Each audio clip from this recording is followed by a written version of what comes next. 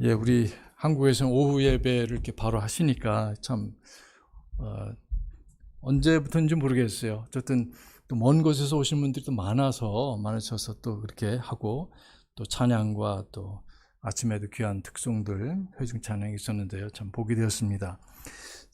이 시간에 이제 우리 사실 요 부분은 연속해서 드릴 말씀이고 이걸 잠깐 먼저 말씀드린 다음에 우리 마태복음 16장으로 갔으면 합니다. 그래서 이제 근본적인 교회다 하고 말할 때 적어도 5가지 내지는 15가지 정도 아까 몇 가지 추가되는 거 구령과 기도, 선교, 교회 개척 등도 하고 또 심지어 사회주의 문제라든지 뭐 이런 것들을 같이 해서 우리가 이제 근본적인 교회들이 교파를 초월해서 초교파적인 말은 오늘날에 좀 타협적인 의미가 있어요. 그래서 이제 무교파란 말도 있고 범교파라고 이렇게 했는데 영어로 이제 transdenominational 이런 표현을 써서 범교파적인 그런 마치 미국에서 9/11 때 테러리스트 공격을 받았잖아요. 그러니까 이제 여야 뭐 좌파 우파 상관없이 뭐예요. 그때는 내부 싸움 잠시 접고 이 대테러 작전을 해야 된다, 응징해야 된다. 이제 이렇게 해서 United we stand. 그러니까 우리 함께 서서 나라를 지키자.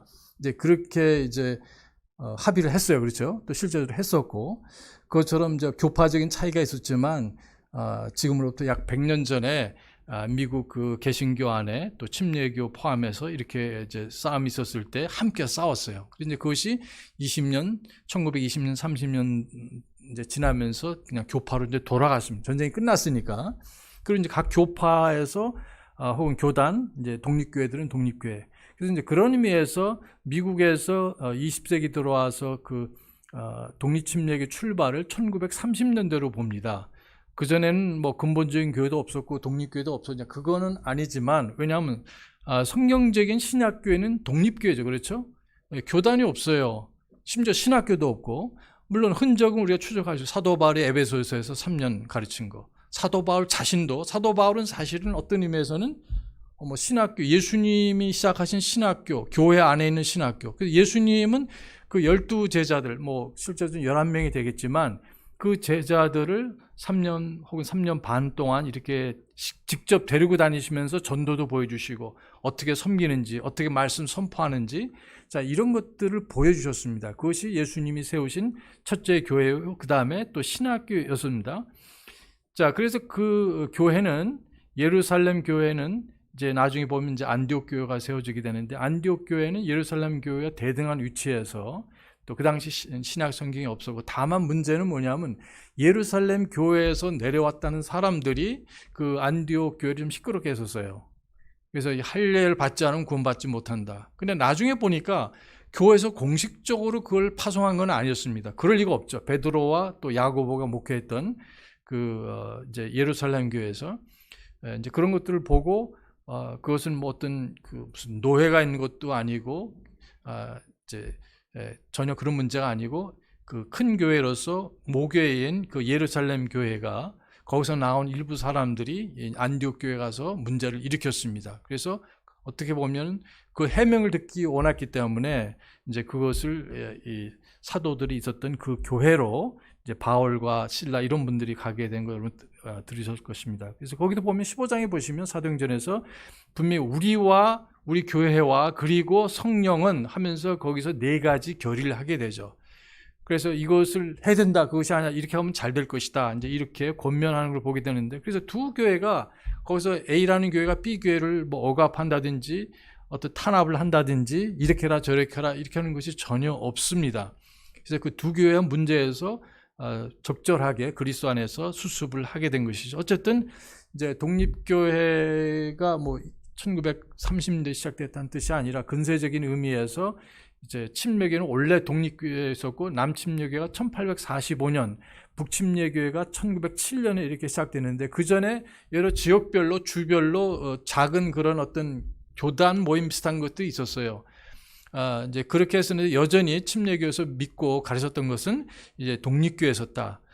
그러나 본격적으로 더 강조해서 시작된 것이 이제 근본주의를 주장하면서 이 북침례교에서 나온 사람들, 독립침례교회, 그리고 남침례교단에서 나온, 남침례교에서 나온 그런 독립침례교회가 있었기 때문에 그런 의미에서 1930년대에 시작이 됐다 말씀드릴 수가 있습니다. 자, 이런 것을 보면서 그러면은 다 그러면 뭐 장로교회도 근본주의 교회가 있고 뭐 감리교도 일부 있습니다. 그냥 웨슬레이안 감리교회라고 있어요. 미국의 연합 그 감리교단이 약 900만 되는데 거기는 완전히 리버럴입니다. 한국 목사님들은 약간 복음을 전하는 분들이 있는데, 그러나 이제 감리교 중에서 보수적인 사람, 복음주의 내지는 근본적인 믿음을 다소 가지고 있는 분들은 이제 웨슬레이안 메소디스트한 교단이 있어요. 이제 그런 것을 이렇게 보게 되는데, 그러나 이제 그 같은 근본적인 교회지만 이제 다른 교파적인 그런 특징들이 있는데, 그런 침례교회는 뭐 어떤 교회냐? 개신교회냐? 물론 우리는 어떤 그 항일에서 나온 것이 아니고 예수님께서 말씀하신 대로 그 교회의 보존, 지속성, 우리가 성경의 보존을 믿으시죠, 그렇죠? 이미 여러분 들으셨어요. 그러나 성경에는 성경의 보존만이 아니라 교회의 보존을 약속하셨어요.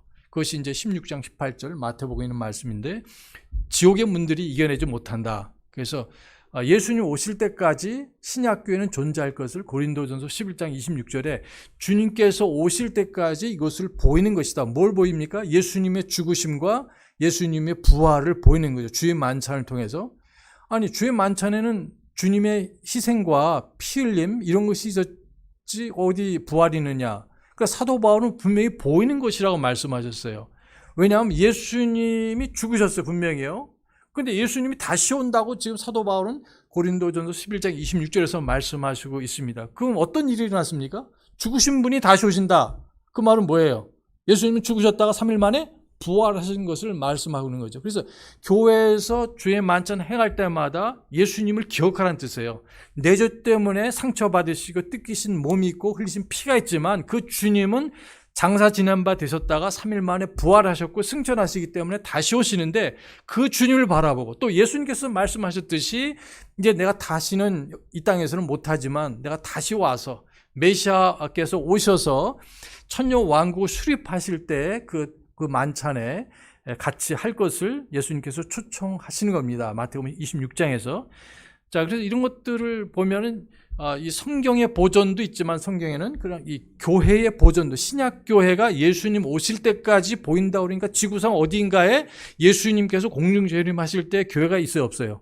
있다는 말씀이에요. 예. 어느 한 교회가 2000년 동안 있다는 뜻은 아닙니다. 어떤 족보를 찾듯이 그것이 아니라 성경적인 성경을 믿는 신약 교회가 뭐 미국에 없다면 한국에 있을 수 있는 거고, 한국에 없다면 북한에 있을 수 있는 거고, 중국에 있을 수 있는 거고, 그것은 어디 있는지 모르지만 분명히 사도 바울은 성령님의 감동과 영감으로 성경을 쓰셨을 때 지구상 어딘가에 주님이 공중에 오실 때에 이 주의 만찬을 하는 교회가 있을 것이다. 그래서 우리는 뭘 믿냐면은 성경의 보존뿐만 아니라 교회의 보존도 믿습니다. 그렇죠? 더 나아가서는 사실 느헤미야서 9장 6절에 보면은 하나님께서 창조하셨을 뿐 아니라 이 창조물 우주를 보존하신다고 말씀하셨어요. 그래서 성경은 세 가지 보존을 이렇게 말씀하시고, 어쨌든 여기에 그 신약교회가 분명히 있을 것을 말씀하시고 보존될 것을 말씀하셔서 1세기, 2세기, 3세기 지금까지도 피 흘린 발자취 얘기가 바로 그겁니다. 그게 뭘 믿느냐?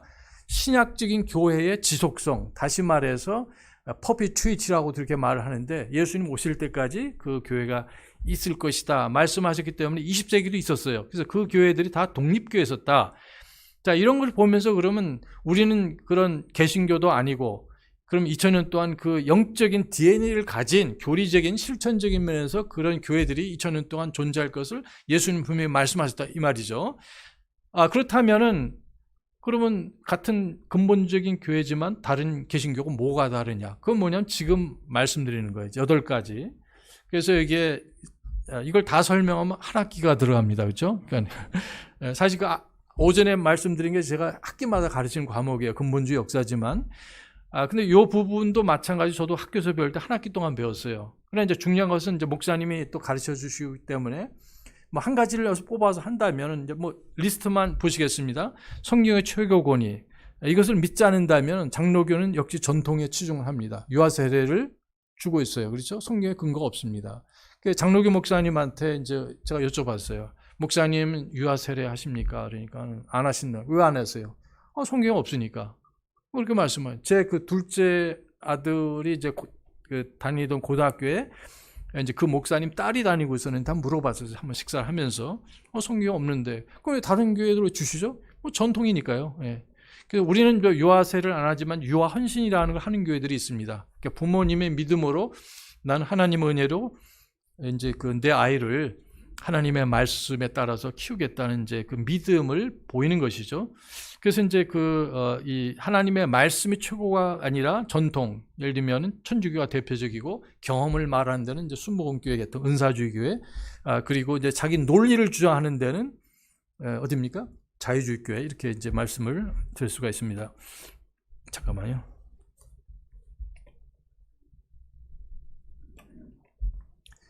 신약교회 독립성은 잠깐 말씀드렸고, 그 다음에 믿는 자의 제사장 직분, 이제 만민 제사장이란 말은 잘못됐다고 여러분 말씀드렸죠. 만민이라는 것은 그 장로교회가 시작됐을 때 그분들도 제사장 직분을 믿었어요. 천주교에서 나올 때. 근데 그 사람들은 국립교회를 믿었기 때문에 그 도시나 그 도시국가 혹은 그 나라에 사는 모든 사람들이 장로교인이 되는 거예요. 그러니까 만인이라는 표현을 썼는데 우리 침례교에서는 그렇게 말하지 않고 오직 구원받은 사람들만이 제사장이 되고 베드로전서 2장 6절과 9절에 나오죠. 그래서 하나님을 섬기는 제사장이다. 또 여기서 보시면은 예배를 드리는 의미에서 이제 그렇게 말씀을 드려요. 찬양의 예배를 드리고 히브리서 13장에 나오죠. 그래서 감사의 예배를 드리고 드림, 나눔에 그다음에 자기 자신을 하나님이 기뻐하시는 거룩한 산 희생 제물로 드리는, 그리고 또 로마서 15장에 보시면은 이방인들을 하나님께 드리는 그 제사장이 된다. 이렇게 표현이 원래 되어 있습니다. 번역은 그렇게 안 되어 있지만은 정확히 보시면. 그래서 그 희생물 드리는데 구약의 동물이 아니라 나 자신을 드리고 이방인들을 전도해서 주님께 돌려드리고, 그리고 찬양과 이런 예배와 관련된 그런 것들을 하고 또 말씀을 가르치는 제사장. 왜냐하면 구약의 제사장들은 찬양과 그다음에 말씀 가르치는 것과 희생 제물을 드리는 그런 직분이 있었어요. 그다음에 신약교회 두 직분은 남자며 목사와 집사만 있다. 이제 남침례교회 어떤 분들 말씀하셨는데 장로라든지 여집사라든지 여목사 이렇게 되는 건 이제 잘못된 것이죠. 성경을 무시하고 이제 그렇게 하는 겁니다. 영혼의 자유다. 개인적인 그런 신앙 양심의 자유. 그래서 이것을 제가 좀 강조해서 말씀드리고, 그 다음에 이제 목록상으로는 교회 회원이 되려면 구원받고 침례받아야 되고, 좀 더 자세히 말한다면 그 교회에서 믿는 교리 선언, 신앙 고백에, 그리고 이제 그 어떤 그 방향에 대해서 동의를 해야 되죠. 미국에서는 서명을 다 해요. 교회 회원이 되면. 어쨌든 이제 이런 게 있고, 그 다음에 이제 7번째로는 이제 교회 두 의식이 있다. 천주교에서는 7가지가 있죠. 그 다음에 8번째는 분리가 이제 개인 거룩한 생활, 또 배교적인 기관으로부터 분리, 그 다음에 정교 분리. 그래서 그 여기 5번하고 그 6, 8번을 잠깐 말씀드리고, 이제 그 독립침례교회 그럼 특징은 또 뭐냐, 이거를 말씀드릴까 합니다. 그래서 같은 근본적인 교회를 할지라도 그럼 다른 교파들 교회하고 뭐가 다르냐 하는 것이 8가지예요.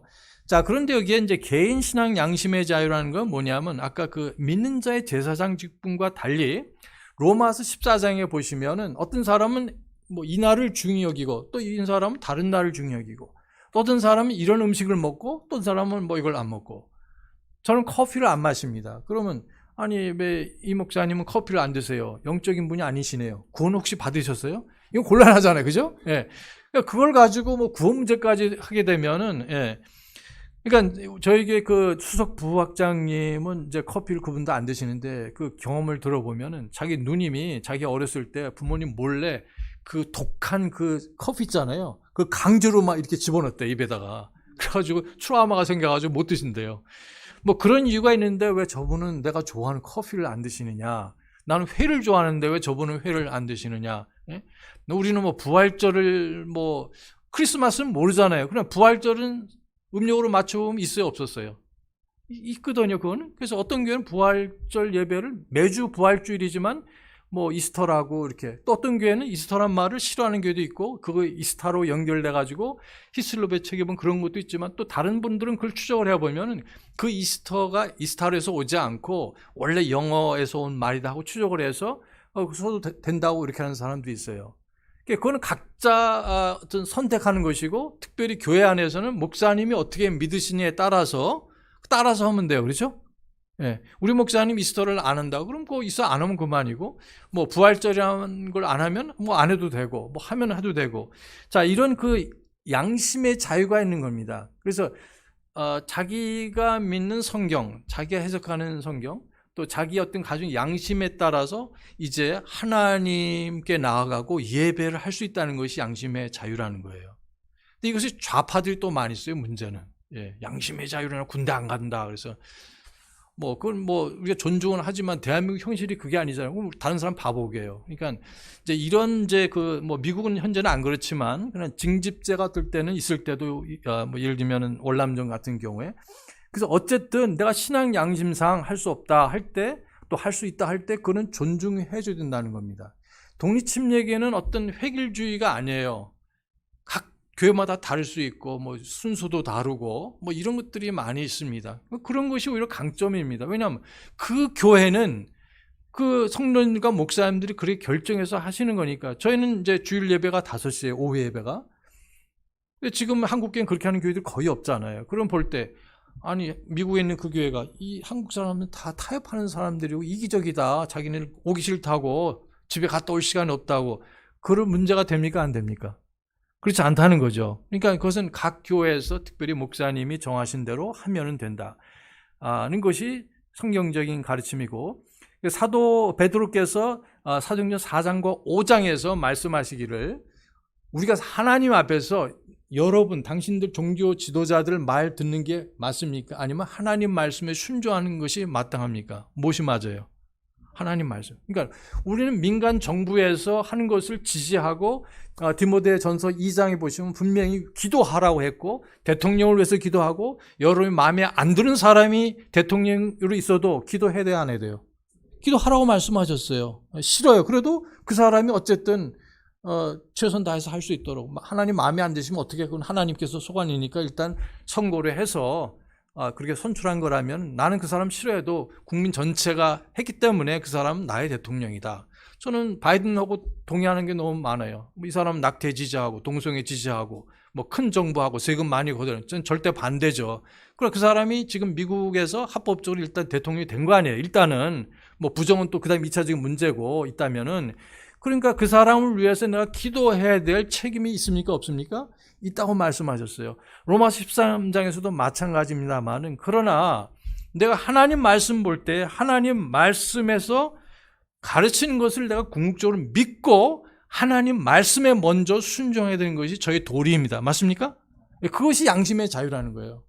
내 양심의 자유를 건들 수 없다는 겁니다. 따라서 지금 8번하고 연결이 돼서 정교 일치, 그러니까 separation between church and state, 정부와 교회는 분리돼야 된다. 이거를 한국의 95% 교회 나가는 사람들, 또 독립침례교회 사람들과 또 목사님들도 그걸 그렇게 오해를 하는 분들이 많이 계세요. 절대 아닙니다. 그러니까 교회에서 교회 목사님이나 누구라도 정부에 대해서 말을 하면 안 된다.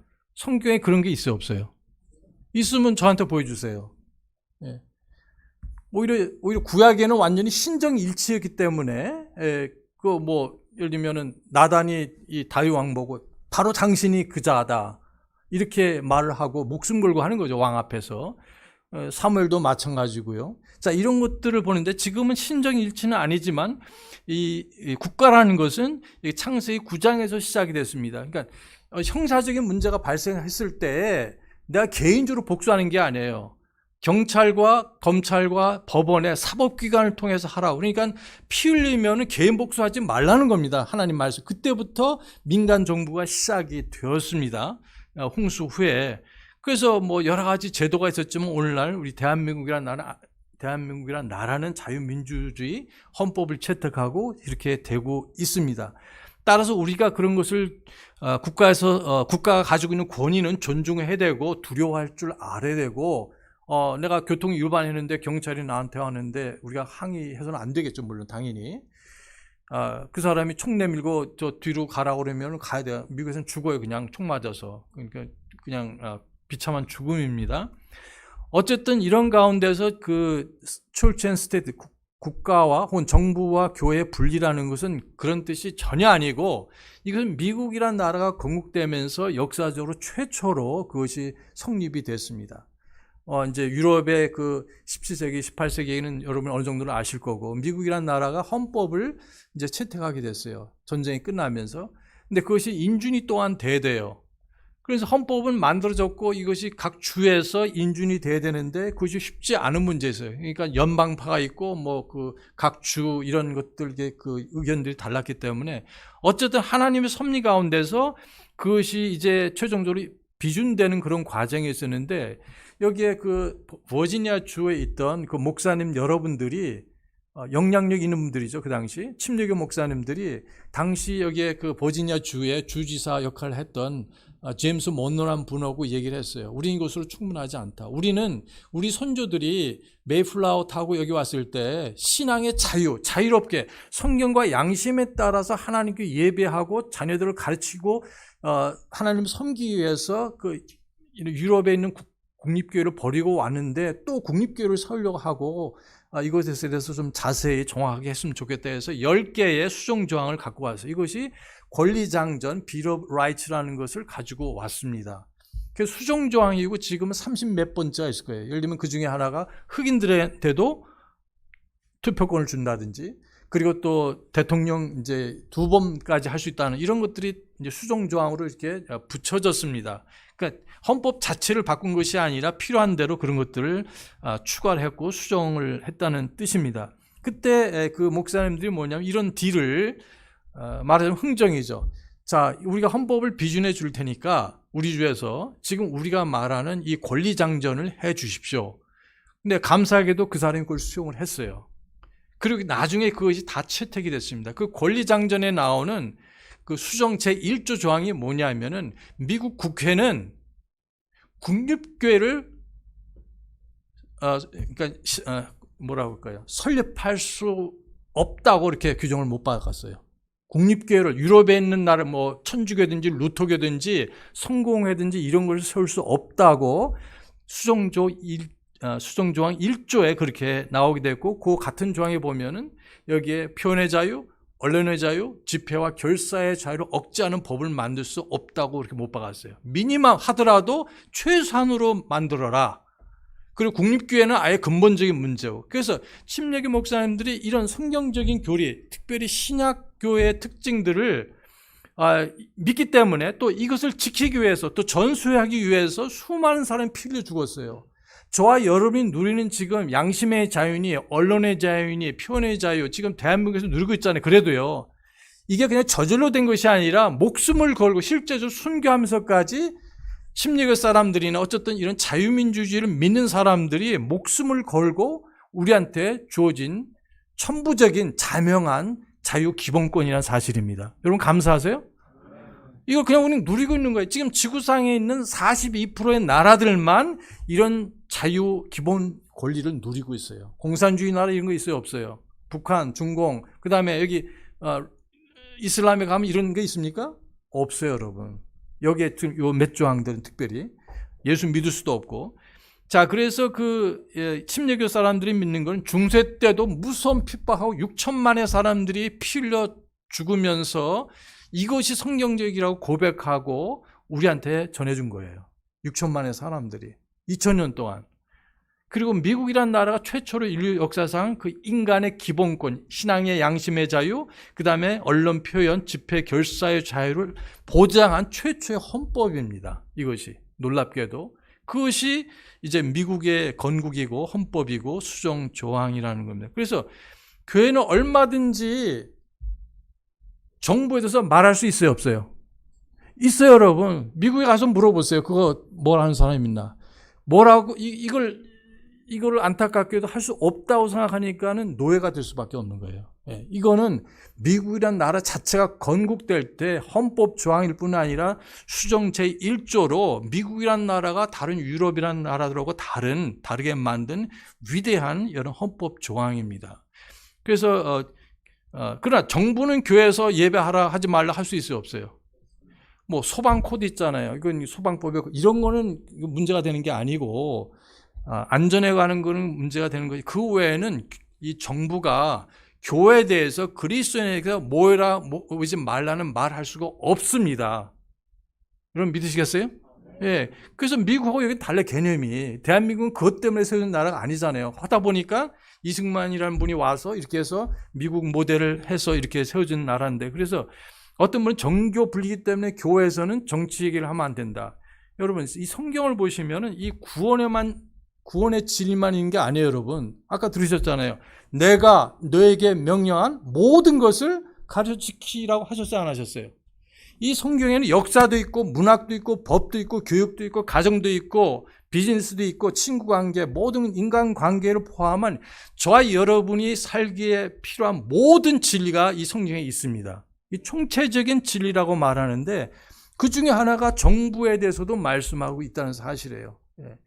이건 정말 성경을 너무 모르는 얘기입니다. 정교 분리는 서로 아무것도 말할 수 없다가 아니라 오히려 교회는 정부에 대해서 말할 수가 있고, 더 나아가서 여기에 그 성경에서 또 헌법이 보장한 이제 권리라는 겁니다. 근데 어떤 분들이 오해해서 이제 그런 주장을 하는데, 그리고 이 침례교의 원래 기본 교리예요. 이것이 남침례교는 어떤 교회들은 이거를 8가지 중에서 뭐 7가지, 6가지 지키고, 요즘 한국에 있는 교회들은 거의 안 지켜요. 남침례교회는 개신교회 차이가 있어 없어요? 없다. 이제 이렇게 말씀드릴 수가 있습니다. 자, 그래서 이거는 이제 목사님 여러분에게 가르쳐 주셨고 앞으로 가르쳐 줄 내용이고요. 그러면은 도대체 남침례교회가 더 근본적인 차이가 뭐냐? 처음에는 근본적인 교회가 뭐냐? 근데 다른 교파에도 그런 근본적인 교회가 없잖아, 있다고 그러는데, 그러면은 침례교 특징이 신약 성경적인 교리다, 이렇게 말씀을 드렸고, 그냥 성경에 있는 거니까. 그렇다면은 독립침례교는 뭐가 다른가? 이제 여기에 그 몇 가지를 제가 소개했는데요. 중요한 건 몇 가지만 말씀드리겠습니다. 여러분이 물론 이렇게 귀한 시간에 오셔서 앉아서 들으지만 저는 이것을 발견하기 위해서 40년이 걸렸어요. 40년. 자, 그래서 좀 이거는 거의 들을 수 없는 내용이기도 합니다. 또 뭐 이걸 더 자세히 들어가면 그렇지만 우리 다 같이 하나님의 말씀 앉은 자리에서 마태복음 16장에서 보시겠습니다. 마태복음 16장에서.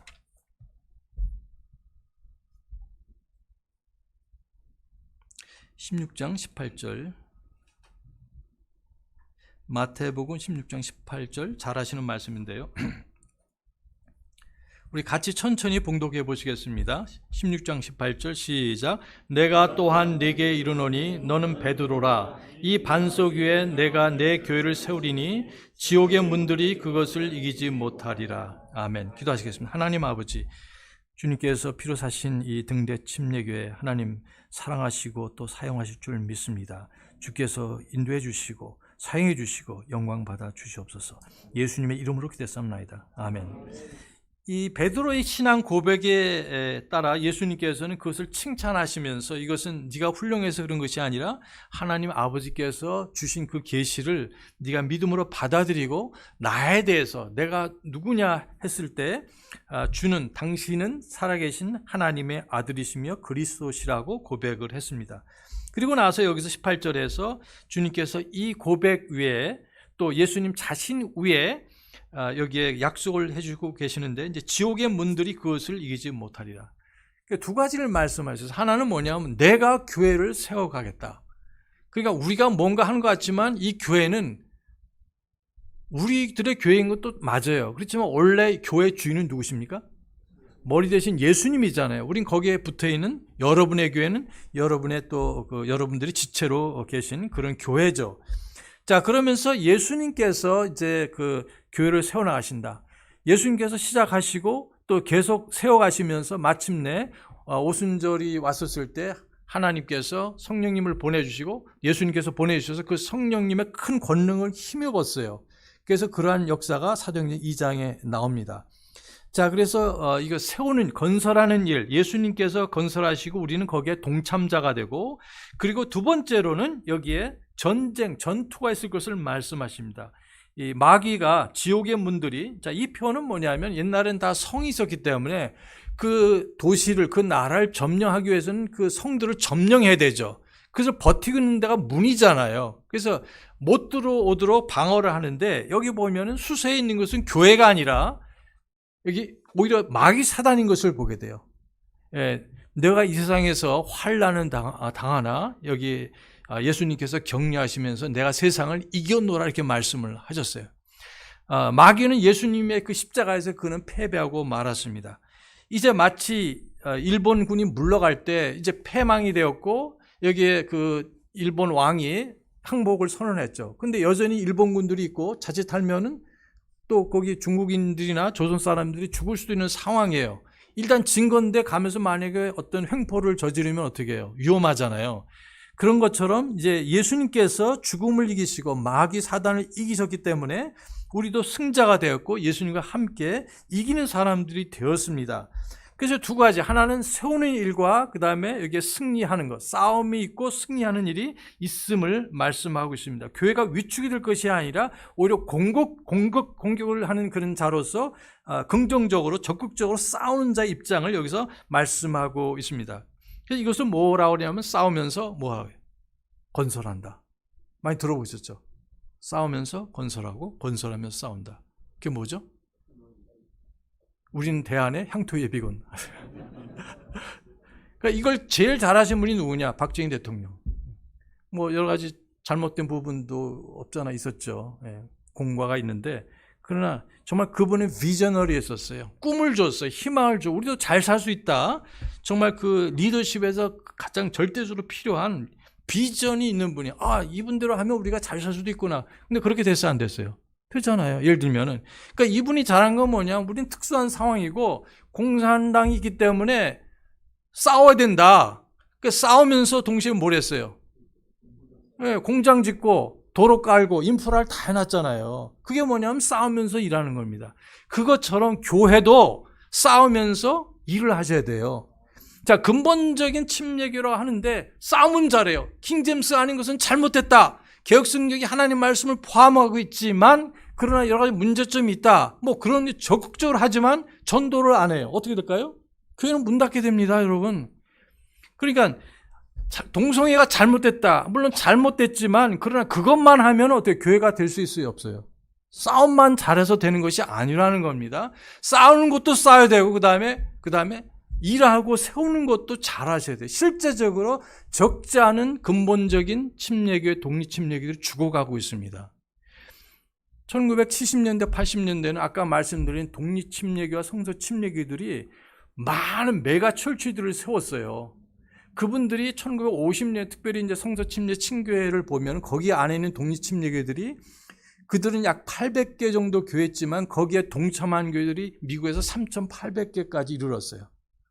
그래서 적극적으로 하고 또 이분들이 선교에 가장 으뜸이 되고 열심히 했기 때문에 남침례 교단 다음으로 1,000여 명이 되는 선교사들을 파송을 했었습니다. 여기 오신 레드먼 선교사님도 그분 중에 한 분이시죠.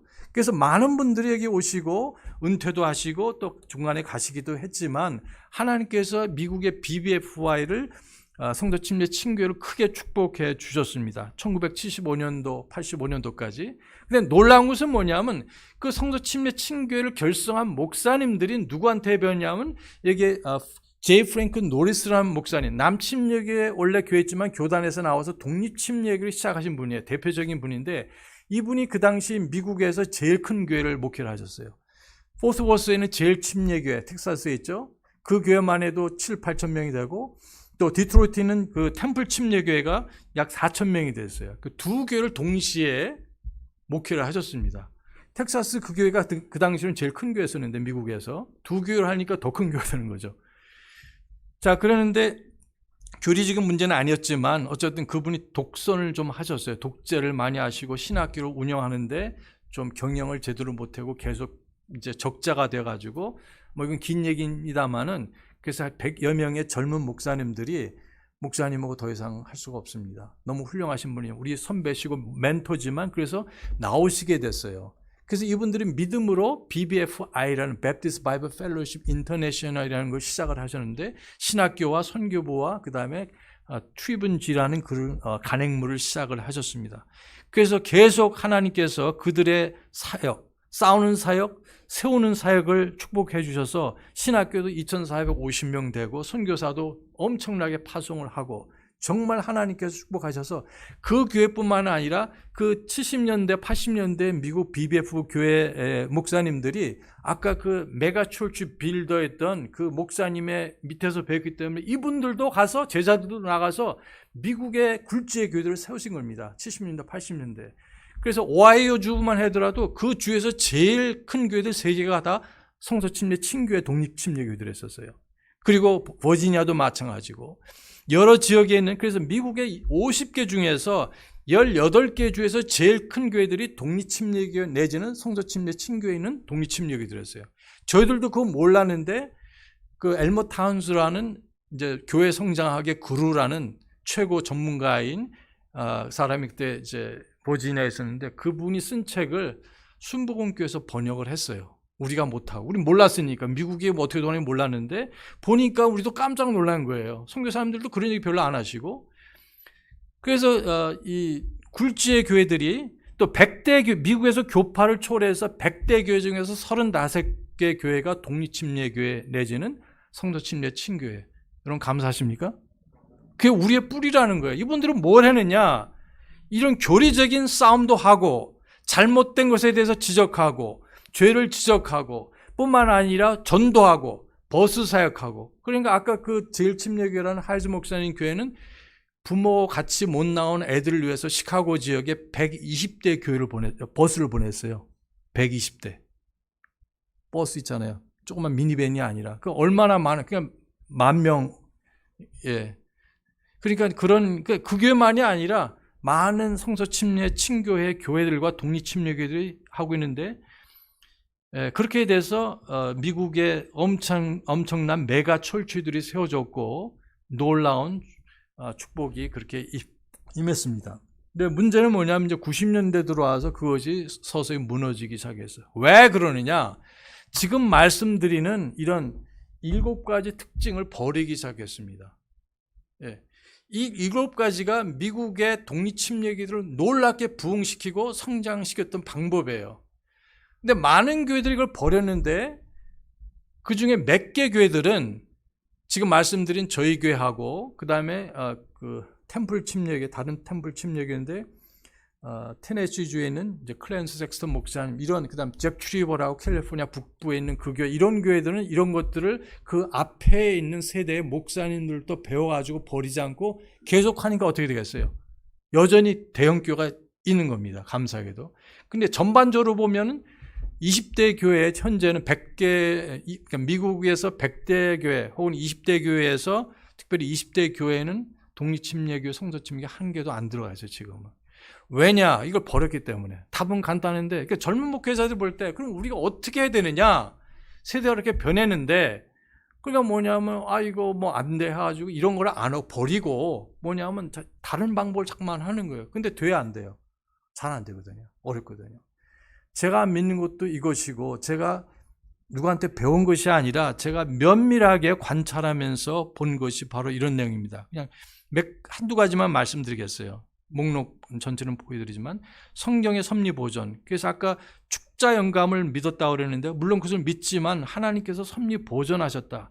하늘과 땅은 없어지겠으나 내 말들은 없어지지 않는다는 그 예수님의 친히 하신 말씀이 있었는데, 그 약속을 잘 안 믿는 거예요. 그래서 미국의 저명한 조직신학자들도 이것을 연구를 안 했어요. 축자 영감은 많이 연구를 했지만 섭리 보존을 많이 안 했다. 그러나 장로교에서 만든 웨스트민스터 신앙 고백에 의하면 1647년도에 영국에서 만들어졌죠. 그 장로교 선조들이 만든 신앙 고백에 의하면 축자 영감뿐만 아니라 하나님의 특별한 섭리 보존으로 지금까지 말씀이 존재한다고 명확하게 말하고 있습니다. 한번 집에 찾아보세요. 웨스트민스터 신앙 고백. 그러니까 침례교 사람들이 처음에 정리한 게 아니었어요. 나중에 장로교 사람들이 너무 잘해 놓으니까 침례교 사람들이 두 번째 신앙 고백을 런던에서 만들었는데 1689년에 그때는 그거를 집어넣습니다. 그래서 필라델피아, 뉴햄프셔, 남침례 교단 이렇게 오면서 성서 침례 친교회 이런 다른 교회에서들도 똑같이 이 섭리 보존의 말씀을 집어넣는데 안 믿는 거예요. 이상하죠? 성서 침례 친교회 그 원래 그 신조가 있는데 거기 보면 축자 영감부와, 제가 시간 때문에 안 보여드립니다. 다 있어요. 여기서 번역해 놓은 거 다 있는데 안 믿어요. 그걸 믿으면 킹제임스는 믿기가 쉬운데 축자 영감은 믿지만 여기에 섭리 보존은 안 믿기 때문에 그런 문제가 있는데 성서 침례 친교회가 결국 이 킹제임스 성경을 버렸어요. 90년대쯤에. 그리고 아무 성경이나 영어 성경을 쓰게 되고, 그는 하나님 말씀이 어떤 것이 하나님 말씀을 분별하지 못하니까 교회들이 죽을 수밖에 없는 거죠. 두 번째로 신학교의 주권과 목사의 지도력. 그러니까 어느 때보다도 전에는 미국의 지금 저희 신학교처럼 또 다른 독립침례교 신학교처럼 교회에서 신학교를 하지 않고 그냥 신학교로 존재하는데, 우리가 발견한 여기에 지금 16장 18절에 예수님의 그 보호 약속은 뭐냐면 내가 내 교회를 세우리니 지옥의 문들이 그것을 이기지 못하리라. 아침에도 말씀드렸지만 내가 신학교를 세운다는 말씀을 안 하셨어요. 내가 어떤 방송국이나 기독교 방송이나 어떤 뭐 근본주의 신학교를 세운다는 말씀 안 하시고 예수님이 오신 것은 잃어버린 자를 찾아 구원시키시고 그 다음에 교회를 세우러 오신 겁니다. 그렇잖아요. 여러분, 교회의 권위와 교회의 중요함, 또 교회의 또 질서를 믿으십니까? 또 목회자의 또 지도력이 정말 너무너무 중요해요. 그래서 이 독립침례교회들, 성서침례교회들이 잘할 때 훌륭한 목사님들이 계셨고 이 집사님들과 성도님들이 잘 따르셨고, 그러나 지금은 그런 것이 점점 희박해지고 그러니까 교회가 안 될 수밖에 없죠. 세 번째로 교회 구령 선교 교회 개척. 그래서 더 이상은 구령을 강조를 안 합니다. 말은 하지만 안 해요. 그렇지만 지난 우리 코비드 때도 우리 교회 성도를 나가서 전도했고 문 안 열어주죠. 뭐 할 필요도 없고 다 마스크 쓰고 장갑 끼고 와서 이렇게 우리 교회 온 것, 또 이 도시에 오신 거 환영합니다 걸어놓고 또 옆에 다니면서 했는데, 저도 1년 동안 예를 들면 1800집을 방문해서 그렇게 했어요. 1800집 다 하는 거죠. 그러니까 거기서는 박사 학위가 있는 교수들도 다 PhD 있어도 가서, 이게 부목사도 가서 하고 성도들도 다 하고.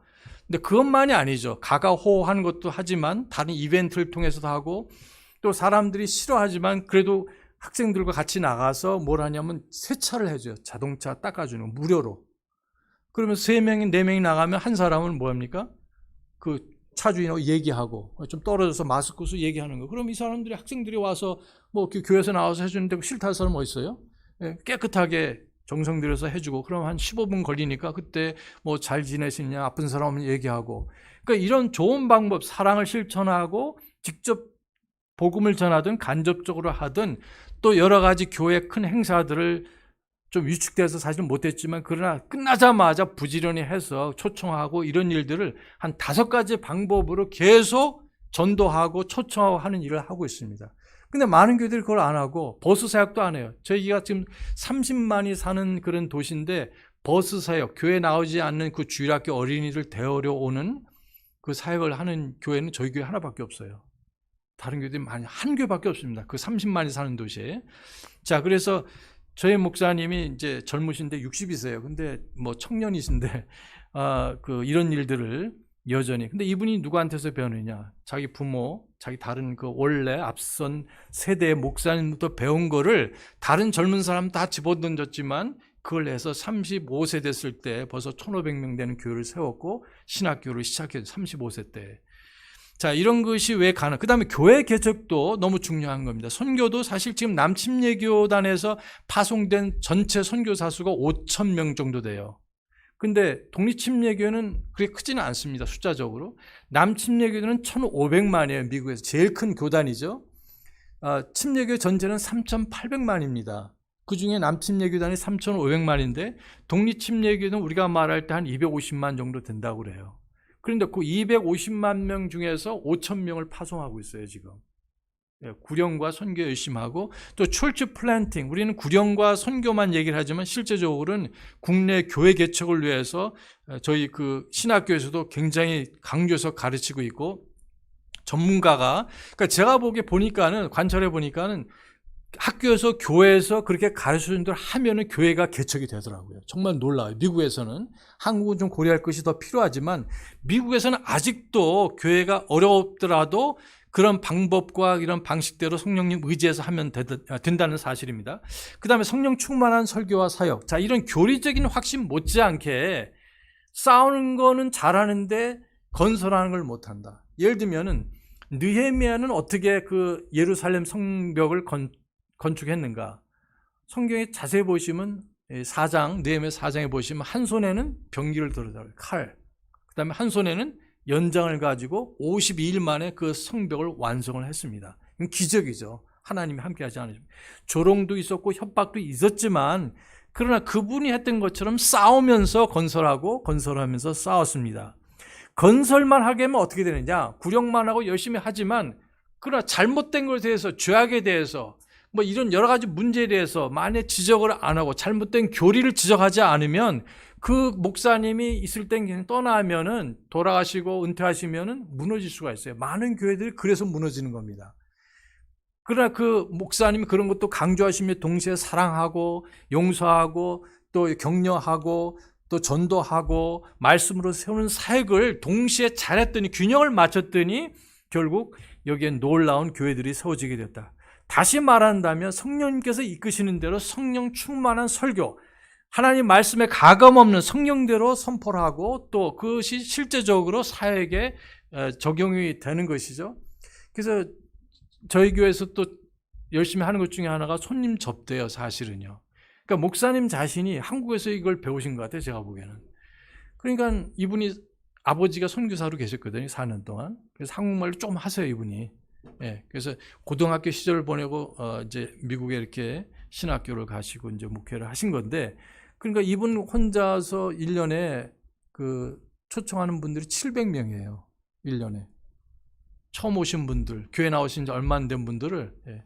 물론 교회에서 재정으로 돕겠죠. 사모님이 하시고 또 몇 자매들이 함께해서, 그러니까 오면은 얘기하게 되고 또 오시면 집사님도 한 분 정도 오고 또 다른 분도 와서 나는 어떻게 구원 받았는지 간증도 하고, 예배가 아닌데, 그리고 또 우리 교회에 또 어떤 좋은 점이 있는지 이런 얘기를 해주면 어떻게 사람들이 호감이 갈 거 아니에요, 일단은요. 그래서 이렇게 하고 목사님도 직접 와서 바베큐 이것도 뭐 이렇게 굽기도 하고 그런 것도 하고, 또 신학교에서도 제가 교수지만 학생들한테 섬기게 갔어요. 한 학기에 2번 뱅퀴시 있는데요.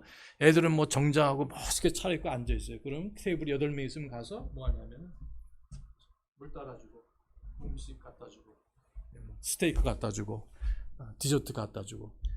왜냐하면 제가 다른 신학교 다녀봤지만 그런 학교가 없어요. 섬기는 것, 대접하고 하는 것이 너무 중요하다. 성령 충만한 성도는 복종할 줄 알고 겸손할 줄 알고 예수 그리스도를 높이는 사람입니다. 그 입술에서 찬양과 감사가 있고 말씀이 나옵니다. 그래서 이 성령 충만한 설교와 사역을 게을리하면 그 교회는 근본적인 교회로서 절대 될 수가 없다. 5번째로 개인적인 성화와 성별을 강조한다. 자칫 잘못하면 구령만 하는 것처럼 하지만 저희 교회는 그 못지않게 제자 훈련 사역을 엄청나게 해요. 70년대, 80년대 많은 사람들이 한국에 일반 교회도 그렇지만 성도 침례교회들로 많은 사람들이 왔습니다. 제가 80년대에 그 행랑동에 있는 교회에서 했을 때 매월마다 20명의 청년들이 와요. 제가 전담으로 이렇게 사역을 했는데 그 쫓아다닐 그 시간이 없어요. 그 정도로. 그러니까 새로운 모르는 사람 찾아갈 필요가 없이 오는 사람만 제대로 붙들더라도, 그래서 이 구원받게 하고 그 사람이 구원의 확신을 갖게 하고 또 성령님의 도우심으로 침례를 가르쳐주고 그다음 기본 생활이 무엇인지 또 이게 제자가 되는 것이 뭔지 또 제자를 삼는 사람이 뭔지 기본 교리가 뭔지 인격적인 변화가 뭔지 또 여기에 대가를 지불하는 게 뭔지 우선순위가 뭔지 이런 기본적인 제자 훈련을 안 하면 100명 중에 남는 사람이 10명도 안 돼요. 그러나 이런 사역을 목사님과 사역자들과 성도들이 붙어서 강조해서 하면은 많은 사람들이 열매로 남는 겁니다. 제자훈련 사역이. 그래서 그런 걸 모르고 있다가 한국에 있는 독립침례교회 혹은 성서침례친교회에 있는 교회들이 그것을 열심히 하긴 했었어요. 근데 지금은 문제가 뭐냐면 제자훈련할 사람들은 많은데 새로 구원받은 사람들이 없는 거예요.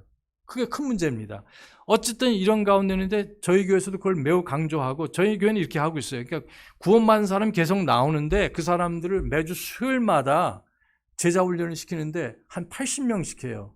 그러니까 그분들은 그 도와준 개인적인 그런 말씀으로 돕는 일을 하는 사람들이 80명 있고 도움을 받는 사람이 또 80명 있겠죠. 형제는 형제, 자매는 자매 이렇게 하는데 약 4개월 내지 6개월 동안 하고 수시로 졸업을 하게 되고 그 사람들이 수요일날 오게 되면 그걸 마치게 되면 자연적으로 수요일날도 오게 되는 거예요. 왜냐하면 쭉 왔으니까. 아기가 있어도 미국은 이제 널스리 유아실이 잘 돼 있기 때문에 뭐 그런 부담도 없고 그래서 여러 가지 면에서 그 효과가 있는데 지금 그런 구원받는 구령뿐만 아니라 그 후에 양육과 이런 성별의 사역을 강조하게 됩니다. 근데 이제 여기서 중요한 것 중에 하나는 뮤직과 드레스 코드라는 게 있어요. 미국에는 뭐 교회 오는데 왜 뭐 단정하게 하지 않고 하느냐 그런 건 전혀 없습니다. 저기 누구든지 환영해요. 어떤 죄인도 환영. 교회가 마땅히 그렇게 되잖아요. 거룩한 사람들만 오십시오. 그건 예수님 교회가 아닙니다. 그죠? 구원받지 않은 사람, 죄에 빠진 사람, 마약에 찌든 사람, 뭐 가정이 다 망가진 사람, 파탄난 사람, 예수님은 다 환영합니다. 예수님이 필요한 사람이 누굽니까? 모든 사람이지만 의사가 필요한 사람이 누군지 아시잖아요. 아니죠. 의사가 필요한 사람들은 이제 병자라고 예수님께서 말씀하셨는데 그것처럼 그 뭐 동성하는 사람도 환영하죠. 구원받아야 되니까 그 사람도 구원받을 수 있으니까 자 그런 것처럼 그런 표준은 없지만 여기에 교회 성도로서도 그것이 자격이 필요하잖아요. 당신이 우리 교회 회원이 되려면 정장을 입고 와라. 저희도 그런 거 믿지 않습니다. 그러나 교회에서 집사 부부 또 찬양대원들 그리고 교사들 이런 분들은 드레스 코드가 있어요. 주일날에 타이하고 오고 자매인들 뭐 치마 입으시고 그래서 그런 것들을 아예 요구하고 저도 목회했을 때 10가지를 요구했어요. 그냥 오시는 분은 환영 누구든지 와도 좋지만 저희 교회에서 찬양대원 그 다음에 집사님들 부부 그 다음에 주일학교 교사 또 여러 가지 부서에서 악기 연주하는 사람 모두 뭐냐면 남자는 남자답게 여자는 여자다운 복장을 하라 이렇게 하고 그거 안 할 것 같으면 다 따라해요. 그리고 젊은 학생들은 중고등학생들도 이렇게 악기하고 그러는데 그런 학생들한테 그런 걸 잘하고 뭐라도 내가 도움의 부탁을 하면은 들어줘야 된다. 그런 이제 그 장학금 신청 제도가 있어가지고 그러면 선교여행 갈 때 교회에서 상당 부분을 교회에서 다 부담을 해줍니다. 예, 그렇게 봉사한 학생들한테는 어쨌든 여기 보니까 이 그런 드레스 코드라는 게 있고 그다음 뮤직 표준도 있어요. 그러니까 지금 한국의 많은 열린 교회, 컨템포리 하는 교회에서는 뭐냐면 음악은 중립이다고 얘기를 해요. 맞습니까? 틀립니까? 맞아요, 틀려요. 음악이 중립인데 왜 드럼을 치든 뭘 치든 여기 보면은 음악은 절대 중립이 아닙니다. 악기는 중립이에요, 그렇죠? 기타가 있는데 저도 기타 좋아하고 그러는데 이 기타가 자체가 죄 아니에요. 선악이 있어요, 없어요? 여기 피아노가 있는데 피아노가 이게 악입니까, 선입니까? 악기 많이 현악기, 뭐 관악기 뭐 많이 있잖아요. 저도 고등학교 때 이제 밴드를 하고 계속 음악하고 교회에서 찬양 사역을 많이 했었는데 어쨌든 악기는 중립이지만 그러니까 드럼 자체는 잘못된 게 있어요, 없어요? 없습니다, 여러분. 그러나 그걸 어떻게 연주하는 게 문제가 되는 거예요. 음악은 절대로 중립이 아니고 피타고라스라고 혹시 아세요? 피타고라스? 삼각함수 아이들 배우잖아요. 그 사람이 예수님 모르고 성경 모르지만 이런 말을 했습니다. 뭐냐면은 음악은 사람의 혼에게 직접적인 영향을 끼친다. 그래서 그거를 음악의 도덕성이라고 그래요. 그 음악에는 선과 악이 있다. 마귀 숭배하고 여기 우상 숭배에서 사용되는 음악은 경건하고 거룩한 음악이겠어요? 악한 음악이겠어요? 네, 그렇잖아요. 락 콘서트에 가면은 그런 음악이 어떤 음악이 되겠어요? 그런 것은 감정을 충동하고 이런 관능적인 그런 감정을 돋구고 반항하고 이런 반역하는 그런 스피릿을 만드는 음악이라고 여기 크리스찬이 아닌 일반 음악가들도 얘기를 하고 있습니다. 성경에서는 음악에 대해서 한두 번 말씀하는 것이 아니라 500번 이상이나 음악에 대해서 말씀하고 계세요. 제가 음악 때문에 말씀드린 건 아니지만 그러니까 성경에서 음악에 대해서 뭐라고 하느냐, 성경에서 미술에 대해서 뭐라고 말하냐, 그거를 여러분 배워야 되시잖아요. 그러니까 내가 음악을 전공해서가 아니라 미술 이런 거 상관없이 성경이 그 주제에 대해서 말씀하신 것에 기울이시기 바랍니다. 예, 그래서 여기에 미국에서 독립침례교들은 타협하는 교회들도 있지만 결국 이런 걸 버리게 되면 이제 시간 문제인데 이런 것이 하나의 문화죠. 문화라는 것은 뭡니까? 의식주, 관원, 상제, 음악, 미술, 댄스, 체육, 드라마 이런 것이 문화인데 이 문화의 영역이 무너지면 어떤 결과가 오느냐? 90% 이상은 교리가 무너지게 돼 있어요. 그러니까 이렇게 융성했던 독립침례교도가 성서침례교 왜 무너지게 되느냐? 그 교리가 무너지기 전에 음악이 무너졌다 하는 걸 말씀을 드린 겁니다. 그 다음 성경적인 분리, 이건 또 큰 주제 얘기지만, 성경적인 분리를 이제 하지 않고 타협하고, 아까 그 복음주의 같은 신복음주의 타협하는 그런 교파들이나 그런 분들하고 이제 강단을 교류하고 이렇게 되면은 시간 문제지 그런 교회들도 무너지더라 하는 걸 보게 됩니다. 그 성서 침례 친교가 무너진 것이 적지 않은 교회들이 남침례교가 됐어요. 남침례가 잘못됐다고 나오는데 50년 지나서 그것이 남침례교에 가입을 하는 거예요. 성서 침례 친교회 다른 독립 침례교도 그런 교회들이 있지만 대표적으로 아까 미시간주에 있는 템플 침례교회 파웰 목사님이 계신데요. 그 목사님이 말씀을 잘 전하시지만 몇 년 지나지 않아서 교회에 락 콘서트를 했어요. 지붕이 무너질 듯 하는 그런 굉음을 내면서 데시벨 115 이상 되는 음악을 하더니 그 교회가 그냥 무교파적인 교회로 바뀌게 됐고, 그리고 또 여기 보니까는 우리 그 리버티 유니버시티가 있는 토마스 로드 침례교회 제르팔 목사님도 결국 남침례 교단에 가입을 했습니다. 2000년도에. 그리고 성서 침례교회 아주 그 기함 역할을 하는 교회가 하이스트리트 침례교회가 미주리주 그 스프링필드에 있는데 그 교회가 3년 전에 정식으로 남침례교가 됐어요. 그 목사님 말씀이 뭐냐면 가만히 보니까 남침례교회나 우리 교회나 차이점이 없으니 이제 그냥 우리 남침례 교단 가입합시다. 그래서 남침례가 잘못되다 나오는데 세월이 지나면서 도로 갔어요.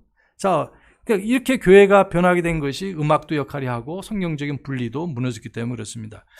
마지막에 중요한 것은 구원자 중심의 교회, 특별히 예배, 이 컨템퍼러리 CCM하고도 관련이 되지만 아직까지도 그래도 적지 않은 교회들이, 독립침례교회들이 이것을 매우 중시 여깁니다. 그건 뭐냐면 구원자 중심, Savior Sensitive Church, 그 반대되는 말은 뭐냐면 Seeker Sensitive, 릭 웨런이라든지 빌 하일베 이런 교회들이 있는데 그 교회들은 뭐냐면 교회를 시작하고 지금도 그렇지만 여러분은 우리 교회가 어떤 교회가 됐으면 좋겠습니까? 여론조사를 하고 그런 교회로 가는 교회가 구도자 중심의 교회입니다. 시커 센시티브 교회.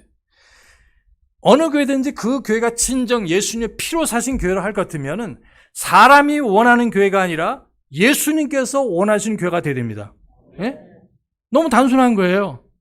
그 독립침례교 중에서 지금 그런 방향으로 가는 교회는 결국 타협하게 되고 남침례교회가 되고 막 락 음악하고 드럼 갖다 놓고 막 희한한 거 다 하는 댄스하는 월십 댄스라고 붙였죠. 완전히 춤추는 그런 춤추는 거 잘못된 건 아니에요. 다윗도 춤을 췄어요. 그렇죠? 좋아서 그 춤은 뭐냐면 우리 할머니들이 좋아가지고 우리 손주 봤다고 막 너무 좋아 이런 이거 있잖아요. 이런 춤이에요. 그러나 성경에서 정죄하는 춤은 뭐냐? 여기 이스라엘 백성들이 모세가 산으로 올라갔을 때 거기에 지도자가 없었을 때 뭐 했어요? 금송아지 만들어 놓고 뛰놀더라. 똑같이 댄스가 돼 있고 춤을 췄는데 그건 뭐냐면 관능적인 춤이에요. 성을 충동하는 그런 춤인 겁니다. 다시 말해서 아래 허리를 흔드는 춤이에요. 그것이 잘못된 춤이에요. 윗도리하고 박수치고 율동하는 건 잘못된 게 있어요? 없어요? 빛내리 빛내리 이 작은 나의 빛 잘못된 거 없어요. 그것도 춤이죠. 일종이에요. 주일학교에서. 그거는 얼마든지 할 수 있고 해야 됩니다. 어린이들을 위해서 교육상. 그러나 허리 아래를 흔드는 거는 이 댄소리나 카바레나 뭐 안 가봤지만은 그런 데서 하는 거 있어요. 나이트클럽에서 하는 건 뭐예요? 그런 게 아니라 감사하고 기뻐해서 하는 것이 아니라 그런 타락한 인간의 죄성을 자극하는 그런 사악한 춤이라는 겁니다. 그래서 욥은 뭐라 하면 저들의 자녀들은 춤추며 이렇게 말씀하셨어요. 그러나 성경에서 진짜 성경적인 춤은 그저 감사해 기뻐서 손뼉치고 이런 춤입니다. 그죠? 그런 춤은 춰도 됩니다. 그러니까 이걸 구분을 못하니까 이 많은 목사님들이 교회들이 그런 걸 다 도입을 하고 사람들이 이제 말씀 별로 안 좋아하니까 심지어 독립침례교들도 성서침례교도 하는 그런 무서운 세상이 됐습니다.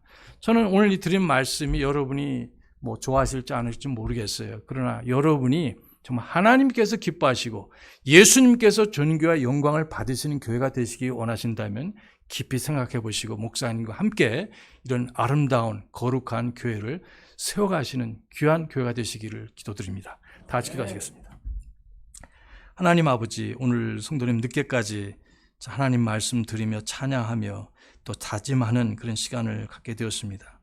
하나님 아버지, 세상이 악해서 정말 교회인지 세상인지 모르는 그런 때에 살고 있사오니 저희가 하나님의 거룩함을 따르며 하나님의 오래 참음과 사랑과 은혜를 추구하는 자들로서 하나님 기뻐하시는 교회가 먼저 되고 또 다른 사람들도 기쁘게 하고 이제 우리 자신을 기쁘게 하는 그런 성숙한 성도들 되도록 복 주시옵소서. 이 교회를 주님께서 귀하게 사용해 주시고 크신 영광 받아 주시옵소서.